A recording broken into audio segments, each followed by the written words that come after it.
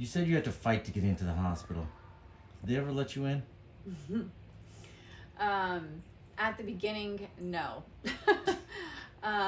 They only finally let me in when, you know, she was fighting so many days, and that chemo really just got after her body and her brain.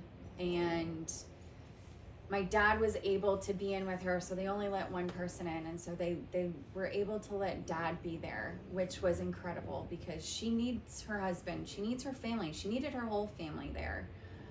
But towards the end, probably about the last 2 to 3 weeks, my dad was just getting a bit run down, and it was a lot. He's watching his wife fight cancer, and we're all trying to fight from home, and it's just a nightmare. So they finally, they agreed to let me in. So Dad and I would do 2 days on, 2 days off, 2 days on, 2 days off. So we would switch off and spend 2 days with Mom, 2 days and 2 nights. And those were hard days. You know, again, COVID. I had to wear a mask. I had to wear gloves. I could not touch my mother.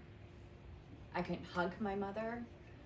I had gloves on, and towards the end, when she was in the ICU, we had to wear the capes, the robes, the horrible plastic crap that divides you from your loved one.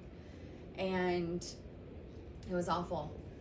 But those were probably one of my really good days with my mom, was just sitting there and just talking with her, helping her take her medicine and making her drink those stinking Ensures that nobody likes to drink, but everybody needs to drink because she was losing weight. And I pushed and I pushed and I pushed, and she was a fighter. She fought for everything, and she fought for her family. But those days were really good days, and I had just started dating Robert, and so she's like, Robert asked if I wanted a chicken sandwich to be dropped off, or Chick-fil-A or something like that. And my mom never got chicken sandwich out of her head. And she said, "Is that the guy that offered to bring you a chicken sandwich?" And I'm like, "Yeah, Mom, his name's Robert." And so again, my mom remembers everything and everyone. And no, she didn't get to meet Robert, but she couldn't remember his name, which is very unlike my mom. Another red flag that I ignored. So I put RM and circled it on her whiteboard so she could remember at least his initials. And she tried to remember him that way. And towards the end, I thought that she was going to be able to meet him. And we brought her home, and that was the day that we were supposed to meet, that he was supposed to meet my mom. And she was just too tired. We'd just gotten her home from the hospital, and she was just too tired. Understand, Mom. Go to sleep. It's been a long day. But then she went to sleep and woke up in a fog, in a haze that she never got out of. And I thought it was an infection because I've seen that before. And so I'm thinking, oh, she just has an infection. We'll get her through this. And, you know, we never did. And it just took a turn for the worse.